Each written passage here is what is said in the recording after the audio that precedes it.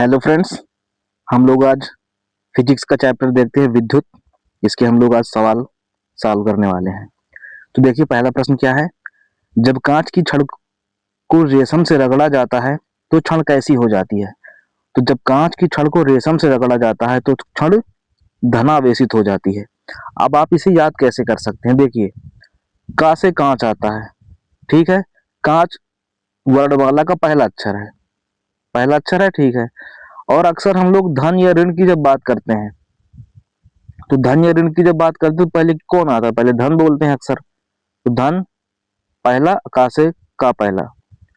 तो अब कांच की छड़ को रगड़े हो तो पहला कौन है, कांच।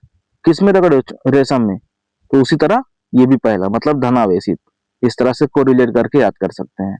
अगला, किसी आवेशित चालक का संपूर्ण आवेश उसके कहाँ रहता है। तो किसी आवेशित चालक का जो संपूर्ण आवेश होता है उसके बाहरी पृष्ठ पर रहता है। ऑप्शन बी सही है।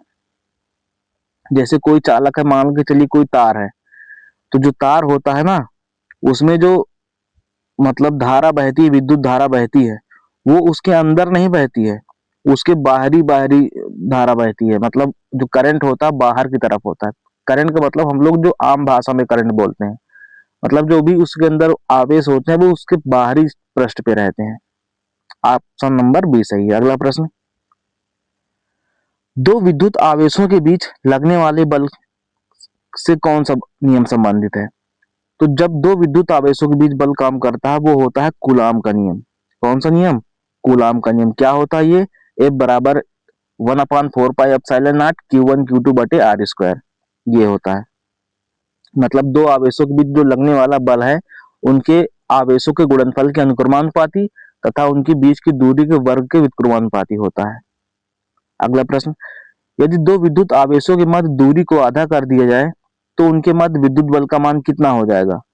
तो इसी सूत्र में अगर हम लोग दूरी को आधा कर दें, एप्सिलॉन के कांस्टेंट होता है Q1 Q2 बटे आर स्क्वायर। तो आर स्क्वायर करेंगे तो आर आधा करेंगे तो आर घाते 4 हो जाएगा। 2 का स्क्वायर 4 और 4 मतलब इधर 4 आ जाएगा, ऊपर चला जाएगा तो चौगुना हो जाएगा। मतलब तो बल कितना हो जाएगा, 4 गुना हो जाएगा। ऑप्शन नंबर सी सही है। अगला, समान आवेशों में क्या होता है। तो समान प्रकार के जो आवेश होते हैं उनमें विकर्षण होता है। धन धन से दूर भागता है और ऋण ऋण से दूर भागता है। तो समान आवेश में विस्थापन होता है या यूं कह दो विकर्षण होता है, या इसी को प्रतिकर्षण भी बोलते हैं। अगला, जब एबोनोइड की छड़ को बिल्ली की खाल से रगड़ते हैं तो एबोनोइड की छड़ क्या हो जाती है, तब वो ऋणावेशित हो जाती है। ऑप्शन नंबर ए सही है। अगला, वस्तुओं का आवेशन किसके स्थानांतरण के फलस्वरूप होता है। तो जो वस्तुओं का आवेशन होता है उसमें इलेक्ट्रॉनों का स्थानांतरण होता है। यानी जब किसी वस्तु से इलेक्ट्रॉन निकल के चले जाते हैं तो उस स्थिति में बोलते हैं कि वस्तु धनावेशित हो गई है। और जब उसी वस्तु में इलेक्ट्रॉन आ जाते हैं तो उसे बोलते हैं ऋणावेशित हो जाना। केवल इलेक्ट्रॉनों का ही आदान प्रदान होता है, इससे ही धनावेशित या ऋणावेशित की घटना घटती है। अगला, आप कार में जा रहे हैं, यदि आसमान से बिजली गिरने वाली हो तो सुरक्षित रहने के लिए आप क्या करेंगे। तो सुरक्षित रहने के लिए हम क्या करेंगे, कार की खिड़कियां बंद कर लेंगे। क्यों, क्योंकि देखिए अभी आपने पीछे भी पढ़ा है कि किसी भी चालक के जो करंट होता है, जो आवेश होता है उसके बाहरी पृष्ठ पे होता है। तो कार के अंदर आप बैठे रहेंगे तो सुरक्षित रहेंगे, कार के बाहर बाहर यहाँ पे करंट लग जाएगा। बाहर कोई छुएगा तो उसे करंट मारेगा, कार के अंदर बैठे रहोगे कोई दिक्कत नहीं होगी। ऑप्शन नंबर ए सही है। अगला प्रश्न, दो स्थिर आवेशों के बीच लगने वाला बल उनकी मात्राओं के गुणनफल के अनुक्रमानुपाती तथा उनके बीच की दूरी के वर्ग के व्युत्क्रमानुपाती होता है। तो यही तो नियम किसका है, अभी हमने बताया था कूलाम का नियम। ऑप्शन नंबर सी सही है। अगला, किसी परिपथ किसी विद्युत परिपथ में इकाई धनावेश को एक बिंदु से दूसरे बिंदु तक ले जाने में किए गए कार्य द्वारा मापा जाता है। उन बिंदुओं के बीच क्या मापा जाता है। तो देखिए कार्य, जब एक आवेश को Q1 को इतनी दूर Q2 तक मतलब दूसरे बिंदु तक लिया जाता है, यानी आवेश का जो स्थानांतरण किया जाता है उसे ही हम लोग वोल्टेज कहते हैं, उसे विभवांतर कहते हैं। और ये V बराबर होता है, V बराबर W/Q। तो V बराबर W/Q ये होता है। तो इसे जब किसी आवेश को एक स्थान से दूसरे स्थान पे ले जाते हैं तो उसमें जो कार्य करना पड़ता है उसे विभवांतर बोलते हैं, उसे ही वोल्टेज कहा जाता है। तो ऑप्शन नंबर बी सही है। अगला, धातुएं विद्युत की सुचालक होती हैं। क्यों होती हैं? क्योंकि उनमें मुक्त इलेक्ट्रॉन होते हैं। धातुओं में मुक्त इलेक्ट्रॉन होते हैं। अगर कोई पदार्थ धातु है, इसका मतलब है कि वो इलेक्ट्रॉनों का मुक्त कर सकता है, इलेक्ट्रॉनों का दान कर सकता है। तभी धातु में दान मतलब पॉजिटिव साइन आता है। जो भी धातुएं होती हैं उनमें प्लस का आवेश आता है, क्योंकि वो इलेक्ट्रॉनों का दान कर सकती हैं। तो उनमें मुक्त इलेक्ट्रॉन होता है, तभी वो निकल के चला जाता है और वो धनावेशित हो जाती है धातु। अगला, निम्नलिखित में से कौन सर्वोत्तम विद्युत का चालक है? तो सर्वोत्तम विद्युत का चालक याद होना चाहिए चांदी है। ऑप्शन नंबर डी से इसको याद ही करना है कि सबसे अच्छा जो सुचालक पदार्थ होता है वो होता है चांदी। अगला, अति चालक का लक्षण क्या है? मतलब बहुत ज्यादा चालकता आ जाना, बहुत ज्यादा आवेशित हो जाना, उस स्थिति को बोलते हैं उच्च पारगम्यता। ऑप्शन नंबर ए सही है। अगला प्रश्न, निम्नलिखित में कौन अर्धचालक नहीं है? तो अर्धचालक कौन नहीं होते हैं? जर्मेनियम अर्धचालक है, सिलिकॉन अर्धचालक है, सेलेनियम भी अर्धचालक है। सिलिकॉन का यूज हम लोग करते हैं चिप वगैरह बनाने में। जर्मेनियम, इन सब ये उपधातु होती हैं। धातु होती हैं, एक अधातु होती हैं, तो ये न धातु होती है न अधातु होती हैं, इन्हें उपधातु कहते हैं और इनका प्रयोग अर्धचालक के रूप में होता है। कभी कभी धातुओं के गुण दिखाती हैं, कभी कभी अधातुओं के गुण दिखाती हैं। तो ऑप्शन नंबर डी सही है। आर्सेनिक इनमें से उपधातु नहीं है, मतलब अर्धचालक नहीं है। अगला, ऐसे पदार्थ जिनमें समान अवस्था में मुक्त इलेक्ट्रॉन नहीं होते, लेकिन विशेष परिस्थितियों जैसे उच्च ताप या अशुद्धि मिलाने पर मुक्त इलेक्ट्रॉन प्राप्त किए जा सकते हैं। तो ऐसे पदार्थों क्या बोलते हैं? ऐसे ही पदार्थों को हम अर्धचालक पदार्थ कहते हैं। ऑप्शन नंबर डी सही है। अगला प्रश्न, ताप के बढ़ाने पर चालक पदार्थों का वैद्युत प्रतिरोध एवं वैद्युत चालकता पर क्या प्रभाव पड़ता है? तो जब हम किसी पदार्थ का ताप बढ़ाते हैं तो उसमें क्या होता है? ताप बढ़ाने से विद्युत प्रतिरोध और बढ़ जाता है और चालकता क्या होती है? चालकता घट जाती है। तो ऑप्शन नंबर ए सही है, वैद्युत प्रतिरोध बढ़ता है और चालकता घट जाती है। अगला प्रश्न, तांबा मुख्य रूप से विद्युत चालन के लिए प्रयोग किया जाता है, क्योंकि तांबे का यूज इसलिए किया जाता है क्योंकि इसमें क्या होता है, ये इसकी विद्युत प्रतिरोधकता निम्न होती है। विद्युत प्रतिरोधकता कहने का मतलब ऐसा तार यूज किया जाना चाहिए विद्युत के उपकरणों में जो ज्यादा बिजली को स्वयं खा ना डाले, मतलब बिजली को जाने दे, अपने में ही न सोख ले, उसे ही कहते हैं उसकी प्रतिरोधकता कम होना। जिसकी प्रतिरोधकता ज्यादा होगी वो बिजली खुद ही सोख लेगा, तो आगे जाने ही नहीं देगा। तो यहाँ पर ऑप्शन नंबर डी सही है। अगला प्रश्न, इलेक्ट्रिक करंट का यूनिट निम्नलिखित में से कौन सा है? इलेक्ट्रिक करंट मतलब विद्युत धारा। विद्युत धारा का मात्रक क्या होता है? एम्पियर होता है। कैंडेला किसका मात्रक होता है? ज्योति तीव्रता का मात्रक। मोल होता है पदार्थ की मात्रा का। केल्विन होता है ताप का मात्रक, केल्विन होता है। एक और होता है ल्यूमेन। ल्यूमेन किसका मात्रक होता है? वो ज्योति फ्लक्स का मात्रक होता है। आपस में जुड़ी दो आवेशित वस्तुओं के बीच विद्युत धारा नहीं प्रवाहित होती है यदि वे कैसे हों? समान विभव पर हों। समान विभव पर अगर पदार्थ होगा तो उसमें विद्युत धारा प्रवाहित नहीं होगी, इसको ध्यान में रखिएगा। अगला, प्रत्यावर्ती धारा को दिष्ट धारा में किसके द्वारा बदला जा सकता है? तो प्रत्यावर्ती धारा को दिष्ट धारा में बदलते हैं रेक्टिफायर के द्वारा। रेक्टिफायर क्या करता है कि एसी को डीसी में, डीसी को एसी में कन्वर्ट करता है, लेकिन जो ट्रांसफार्मर होता है वो एसी धारा को उच्च वोल्टेज से निम्न वोल्टेज या निम्न वोल्टेज से उच्च वोल्टेज में कन्वर्ट करता है। तो ध्यान में रखिएगा, एसी करंट को डीसी करंट या डीसी करंट को एसी करंट में केवल रेक्टिफायर कन्वर्ट करता है। ऑप्शन नंबर बी सही है। जो भी मैं आपको आंसर बता रहा हूं बहुत ही मतलब इनको अच्छे से एनालिसिस करके ही मैं आपको आंसर दे रहा हूं, तो आप इन आंसरों पे बिल्कुल आंख बंद के भरोसा कर सकते हैं। अगला प्रश्न, बहुत सटीक आंसर आपको दिए जा रहे हैं, सब चेक करने के बाद ही आंसर बताया जा रहा है। अगला, विद्युत फिटिंग्स में एक तार को भू संपर्कित किया जाता है, इसका कारण क्या होता है?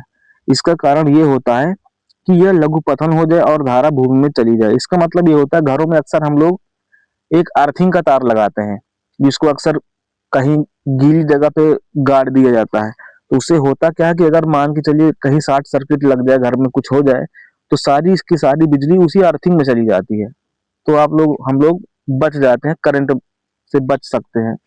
तो बड़े बड़े कंपनियों में इसका बहुत ज्यादा यूज होता है अर्थिंग का। अगला प्रश्न, विद्युत उपकरण में अर्थ का उपयोग क्या होता है? तो वही चीज अभी हमने बताया, अर्थ का उपयोग सिर्फ हम सुरक्षा के लिए करते हैं। ऑप्शन नंबर सी सही है, सुरक्षा के लिए ही हम अर्थिंग का यूज करते हैं। अगला प्रश्न, आदर्श वोल्ट मीटर की प्रतिरोधकता कितनी होती है? तो आदर्श वोल्ट मीटर की जो प्रतिरोधकता है वो अनंत होती है, इनफाइनाइट होती है, ध्यान में रखना है इसको। किसी परिपथ में एक बिंदु पर मिलने वाली सभी धाराओं का बीजीय योग क्या होता है? ये शून्य होता है। मतलब यहाँ पे अगर मान के चलिए इधर से धारा आई, कुछ धारा इधर से आई, कुछ इधर से आई, और सब आकर के तीन चार धाराएं आई, I1 I2 I3 I4, और ये जब निकलेंगी तो मान चलिए निकली तो इनका जितना जोड़ होगा और इनका जितना जोड़ होगा वो सब बराबर होता है। बीज गलती, हाँ अगर हम बीज गलतियों की बात करें तो इधर वाली जितनी आई थी इधर वाली जितनी गई है, तो ये आने वाली प्लस जाने वाली माइनस, या आने वाली माइनस जाने वाली प्लस, तो इनको जोड़ेंगे तो कट पीट के सब जीरो हो जाएंगे। तो ऑप्शन नंबर बी सही है। अगला, एक चालक का प्रतिरोध 440 ओम है। यदि इसे 110 वोल्ट के स्रोत से जोड़ा जाए तो इससे कितनी धारा प्रवाहित होगी? तो इसके लिए सूत्र याद है ना आपको, V बराबर आई आर, ओम का नियम। तो यहां से निकाल लो I बराबर V बटे आर। आई बराबर कितना आ जाएगा? आई बराबर आ जाएगा V बटे, आई बराबर आ जाएगा V बटे आर। तो अब यहाँ पे वैल्यू रख के देख लो, 440 ओम दिया है आर का मान, और ये वोल्टेज दिया 110, तो 110 में 440 का भाग करेंगे तो 0.25 एम्पियर आ जाएगा। ऑप्शन नंबर बी सही है। प्रतिरोध का मात्रक क्या होता है? अभी बताया हो, ओम होता है प्रतिरोध का मात्रक, एम्पियर धारा का मात्रक होता है, कूलाम आवेश का मात्रक होता है, हेनरी प्रेरकत्व का मात्रक होता है। तो यहाँ पर ऑप्शन नंबर डी सही है, ओम होता है प्रतिरोध का मात्रक।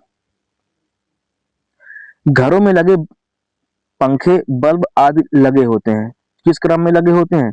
तो घरों में पंखे बल्ब बिजली के जो लगे होते हैं वो सबके सब समांतर क्रम में लगे होते हैं, ताकि सबको बराबर मात्रा में वोल्टेज पहुंच सके। अगर समांतर क्रम में न रख के श्रेणी क्रम में लगा देंगे तो जो आगे बल्ब पड़ेगा उस वो ज्यादा तेज जलेगा, पीछे वाला धीमे जलेगा। तो ऐसा होता है, इनको हमेशा समांतर क्रम, घरों की जो वायरिंग होती है सारे उपकरण समांतर क्रम में ही लगाए जाते हैं। अगला प्रश्न, किसी चालक के सिरों के बीच विभवांतर उसमें बहने वाली धारा के समानुपाती होता है, यह नियम किसका है? तो किसी चालक के सिरों के बीच जो विभवांतर है उसमें बहने वाली धारा के समानुपाती होता है, यह नियम है किसका? ओम का नियम। V बराबर आई आर पढ़े हो ना, तो विभवांतर जो होता है धारा में बहने वाली धारा के समानुपाती होगा, तो ये कांस्टेंट है आर, तो V is equal to V proportional to I, ये हो जाता है। अगला प्रश्न, ये ओम का नियम है, ऑप्शन नंबर डी सही है। अगला, यदि किसी तार की त्रिज्या आधी कर दी जाए तो उसका प्रतिरोध क्या हो जाएगा? तो तार की त्रिज्या आधी करेंगे तो प्रतिरोध क्या होगा? देखो तार वाला सूत्र होता है आर बराबर रो इंटू एल अपान ए। ठीक, अब ए क्या होता है? ए होता है क्षेत्रफल, किसका क्षेत्रफल? तार के अनुप्रस्थ काट का क्षेत्रफल। अनुप्रस्थ काट कैसी होती है? वृत्ताकार होती है। तो यहाँ पर ए की जगह हम लोग पाई आर स्क्वायर रख देंगे, वृत्त का क्षेत्रफल। जब पाई आर स्क्वायर रख के हल करोगे, अब बोल रहा कि उसकी त्रिज्या आधी कर दी गई, तो आर का मान 1/2 करोगे तो 1/2 का स्क्वायर 4। तो ऐसे सब कुछ हल करने के बाद कुछ ना कुछ आंसर लगभग 16 गुना आएगा या फिर 4 गुना आएगा, जो भी हो इसमें कर लेना अपने हिसाब से, ठीक है ना। तो यहाँ पर ऑप्शन नंबर हमको लगता है 4 गुना आएगा या 16 गुना भी आ सकता है, जो भी हो कर लेना, ऑप्शन नंबर डी भी सही हो सकता है। अगला, ओम का नियम क्या परिभाषित करता है? तो ओम का नियम क्या बताता है? ओ V बराबर आई आर, तो किसका सूत्र बताता है? धारा और वोल्टेज दोनों का सूत्र बताता है। ऑप्शन नंबर डी सही है। अगला प्रश्न, विशिष्ट प्रतिरोध का एसआई मात्रा क्या होता है? तो देखिए आर बराबर क्या पढ़े हो? रो इंटू एल अपान ए। ठीक, अब रो, तो ये है विशिष्ट प्रतिरोध, जो रो है ना यही है विशिष्ट प्रतिरोध। तो आर की तरफ ए आएगा, बटे में एल जाएगा, यहाँ से ओम होता आर का मात्रक, यहाँ पे मीटर स्क्वायर, और ये मीटर कट जाएगा तो मीटर से मीटर कटेगा तो ओम मीटर आ जाएगा। कुल मिला के जो विशिष्ट प्रतिरोध है इसका मात्रक ओम मीटर आएगा। ऑप्शन नंबर डी सही है। अगला, एक तार की लंबाई एल मीटर है, तार को खींचकर उसकी लंबाई 2 एल मीटर कर दी जाती है, अब तार का प्रतिरोध कितना हो जाएगा? तो देख लो, हाँ देखो इसमें क्या है, तो आर बराबर वही सूत्र, आर बराबर रो इंटू एल अपान है। ठीक, तो एल कह रहा है तार की लंबाई दुगना, तो आर जो होता है डायरेक्टली प्रोपोर्शनल टू एल होता है। अगर एल 1 गुना तो तार की प्रतिरोध 1 गुना, लंबाई दुगना करो प्रतिरोध 2 गुना, लंबाई 10 गुना प्रतिरोध 10 गुना। तो इस तरह से यहाँ पर ऑप्शन नंबर अगर लंबाई दोगुना कर दोगे तो प्रतिरोध भी पहले का 2 गुना हो जाएगा। ऑप्शन नंबर ए सही है। ऑप्शन ए सही है, 32 का ए सही है। अगला प्रश्न, एक सामान्य शुष्क सेल में विद्युत अपघट्ट क्या होता है? तो सामान्य शुष्क सेल जो होता है उसमें विद्युत अपघट्ट लगा होता है वो अमोनियम क्लोराइड का लगा होता है। Ammonium chloride, option number C सही है, अमोनियम क्लोराइड। देखते हैं अगला प्रश्न। अगला प्रश्न है, शुष्क सेल के संबंध में कौन सा सुमेलित है? तो ये याद हो जाए तो ठीक है, नहीं तो ये याद नहीं हुआ करता है, ठीक है ना। इसको देख लो, ये ऑप्शन नंबर सी सही है इसमें कि ऋण इलेक्ट्रोड क्या होता है? जिंक का बर्तन काम करता है। तो ये बहुत पुराने सूत्र है, इनको मत याद करो। अगला प्रश्न, एक कार बैटरी में प्रयुक्त विद्युत अपघट्ट कैसा होता है? तो ये याद करने लायक क्वेश्चन अक्सर परीक्षाओं में अक्सर करके आता है। तो जो कार की बैटरी, मतलब जो हम लोग बैटरी यूज करते हैं, जो कार की बैटरी हो गई, ये पहले जो बैटरी आती थी काली काली रंग की बड़ी बड़ी, तो उनमें सल्फ्यूरिक अम्ल होता है जिसको हम लोग तेजाब भी कहते हैं, तेजाब डालते थे, तो सल्फ्यूरिक अम्ल उसमें यूज किया जाता है। अगला प्रश्न, शुष्क सेल क्या है? यह है प्राथमिक सेल। शुष्क सेल उसे बोलते हैं जो प्राथमिक सेल होते हैं, मतलब जिनको दोबारा चार्ज नहीं किया जा सकता, एक बार यूज करेंगे वो दोबारा चार्ज नहीं होगा। अगला प्रश्न, लोहे के ऊपर जिंक की परत चढ़ाने को क्या कहा जाता है? तो ये इंपॉर्टेंट नहीं, मोस्ट इंपॉर्टेंट है। लोहे के ऊपर जिंक की परत चढ़ाने को गैल्वेनाइजेशन कहते हैं, गैल्वनीकरण कहा जाता है। अगला प्रश्न, वैद्युत अपघटन की क्रिया में किसी इलेक्ट्रोड पर मुक्त हुए पदार्थ की मात्रा संपूर्ण प्रवाहित आवेश के अनुक्रमानुपाती है। यह नियम किसका है? तो ये सिंपल सा नियम ये कहता है, अगर हम लोग जैसे मान के चलिए ये कोई इलेक्ट्रोड है, तो इस पे जितना आवेश दोगे, जितना आवेश दोगे, जितना आवेश दोगे, तो पदार्थ भी उतना ही मुक्त होगा। जिस हिसाब से आवेश दोगे उसी हिसाब से पदार्थ मुक्त होगा। तो ये होता फैराडे का वैद्युत चुंबकीय वो फैराडे का विद्युत अपघटनी प्रथम नियम। ऑप्शन नंबर ए सही है। अगला प्रश्न, यदि किसी चालक की भौतिक अवस्था जैसे ताप आदि में कोई परिवर्तन ना हो तो चालक के सिरों पर लगाया गया विभवांतर उसमें प्रवाहित धारा के अनुक्रमानुपाती होता है। तो ये नियम याद होगा सबको, ओम का नियम है, V बराबर IR, इसी सूत्र से आता है। अगला प्रश्न, फैराडे का नियम किससे संबंधित है? तो अभी बताया था फैराडे का नियम होता है विद्युत अपघटन से संबंधित। इन्होंने ये बताया कि कितना आवेश देंगे तो कितना पदार्थ अपघटित होगा। ऑप्शन नंबर ए सही है। अगला प्रश्न, एक फ्यूज तार का उपयोग किसके लिए होता है? तो फ्यूज तार आप लोग जानते हैं ना, फ्यूज तार जैसे घरों में सबसे पहले फ्यूज तार लगा देते हैं कि ताकि घर में अगर लाइट ज्यादा आ जाए तो फ्यूज तार कट जाए, टूट जाए, तो लाइट घर की बची रहेगी लेकिन फ्यूज तार खराब हो जाए। तो ये होता है, क्या ऑप्शन देखो, हानि पहुंचाए बिना उच्च विद्युत धारा को प्रवाहित करना। दूसरा ऑप्शन, अत्यधिक धारा प्रवाह के समय विद्युत परिपथ को तोड़ना। तो ऑप्शन नंबर बी सही है। जब ज्यादा लाइट आ जाएगी तो परिपथ टूट जाता है। जैसे मान के चलिए शुरुआत में ही लगा दिया इसको, इधर से मेन लाइन आई यहाँ पे लगा दिया, इसके बाद सारे घर के उपकरण लगे हैं तो यहाँ पे पतला पतला तार लगा देते हैं बहुत ही निम्न गलनांक का, मतलब ज्यादा हल्की से ज्यादा लाइट है तुरंत कट जाए, तो ये कट जाता है तो यहाँ की धारा पूरा घर का लाइट बच जाती है, तो इसी को फ्यूज तार कहा जाता है। अगला प्रश्न, घरेलू विद्युत उपकरणों में प्रयुक्त सुरक्षा फ्यूज तार उस धातु से बनी होती जिसका क्या हो? तो हम उसी धातु का बनाएंगे जो जिसका गलनांक बहुत कम हो, मतलब ज्यादा बिजली आए तो तुरंत गल जाए, तुरंत कट जाए, वो टूट जाए। ऑप्शन नंबर बी सही है। अगला प्रश्न, एक फ्यूज तार एक फ्यूज की तार को इन लक्षणों के कारण पहचाना जाता है। तो फ्यूज की तार कैसी होनी चाहिए? फ्यूज की तार हमेशा फ्यूज की तार कैसी होनी चाहिए? उसकी निम्न गलनांक होना चाहिए पहली बात तो। अब प्रतिरोधकता क्या होनी चाहिए? प्रतिरोधकता उच्च होनी चाहिए। प्रतिरोधकता उच्च हो, गलनांक निम्न हो, तभी वो तुरंत टूट जाएगा। तो ऑप्शन नंबर सी सही है। अगला, बिजली सप्लाई के मेंस में फ्यूज एक सुरक्षा उपकरण के रूप में लगा हुआ होता है। बिजली के फ्यूज के संबंध में कौन सा कथन सही है? तो बिजली के फ्यूज के संबंध में कौन सा कथन सही है? यह इसका गलनांक निम्न होता, सिंपल सा ये जरूर होना चाहिए, और इसका प्रतिरोध उच्च होता, ना कि बहुत उच्च। तो ऑप्शन नंबर डी गलत है, केवल सी सही है। देखते हैं अगला प्रश्न, एक विद्युत सर्किट में एक फ्यूज तार का उपयोग किया जाता है। फ्यूज तार का उपयोग विद्युत सर्किट में किसके लिए किया जाता है? ताकि, तीसरा ऑप्शन देखिए सी नंबर, सर्किट में प्रवाहित होने वाली अधिक विद्युत धारा को रोकने के लिए, ज्यादा विद्युत धारा आ जाए तो तुरंत टूट जाए और वो आगे के उपकरण सुरक्षित बचे रहें। तो ये ऑप्शन नंबर सी सही है। अगला, फ्यूज का सिद्धांत क्या होता है? तो फ्यूज का सिद्धांत होता है ऊष्मीय प्रभाव, मतलब ज्यादा विद्युत आई, ज्यादा बिजली आ गई तो गर्म हो गया, गर्म होकर गल गया, टूट गया। तो ये सी नंबर से ही वो ऊष्मीय प्रभाव के सिद्धांत पे काम करता है। अगला प्रश्न, सामान्यतः प्रयुक्त सुरक्षा फ्यूज तार बनाई जाती है। तो सुरक्षा फ्यूज तार किसकी बनाई जाती है? सामान्यतः वो टिन और लेड मिश्र धातु से बनी होती है। टिन और लेड मिश्र धातु से बनाई जाती है सामान्यतः सुरक्षा फ्यूज तार। अगला प्रश्न, एक बिजली के फ्यूज तार में समान अनुप्रयोगों के लिए निम्नलिखित में से कौन सा गुण होना आवश्यक है? तो बिजली का जो फ्यूज तार हो वो पहली बात तो कम लंबाई का हो, गलनांक कम हो और पतला तार हो, ताकि गलनांक कम हो, पतला तार हो, तुरंत टूट जाए। तो ऑप्शन नंबर सी से। बहुत लंबा करेंगे तो पूरे घर में वही कर लोगे तो फिर बाकी वायरिंग कैसे करेंगे? छोटा सा तार लगा देते हैं निम्न गलनांक वाला और पतला होना चाहिए ताकि बिजली ज्यादा है तो कट जाए तुरंत। अगला, बिजली के बल्ब का फिलामेंट किस तत्व से बना होता है? तो बिजली के जो बल्ब का फिलामेंट है वो टंगस्टन का बना होता है, डब्ल्यू इसको बोलते हैं, डब्ल्यू ऑप्शन नंबर डी सही है।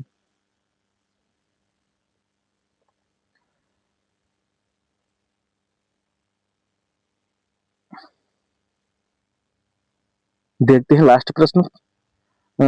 अगला प्रश्न है, बल्ब को तोड़ने पर तेज आवाज होती है क्योंकि? बल्ब को तोड़ने पे आवाज तेज इसलिए होती है क्योंकि बल्ब के अंदर निर्वात में वायु तेजी से प्रवेश करती है। जैसे ही बल्ब टूटता है तो उसके अंदर होता है निर्वात, कुछ भी नहीं होता, खाली जगह होती है, तो बाहर से खूब तेजी से हवा अंदर जाती है तो वही आवाज होती है। उसी कारण से बल्ब टूटने पर तेजी से आवाज होती है। ऑप्शन नंबर ए सही है। तो चलिए हम लोग आज 50 प्रश्न रखते हैं, हम लोग 50-50 प्रश्नों की ही सीरीज बनाएंगे। तो जो भी प्रश्न आपको कम समझ में आया हो आप कमेंट में जरूर बताना, मैं उसको आपको बता दूंगा, अच्छे से फिर से समझा दूंगा। बाकी आप निश्चिंत रहें, मैं इनका आंसर बहुत भली बात चेक करने के बाद ही आपको बता रहा हूँ। तो चलिए फिर से हम एंड करते हैं। नए हो तो चैनल जरूर सब्सक्राइब कर लो। Thanks for watching. Thank you.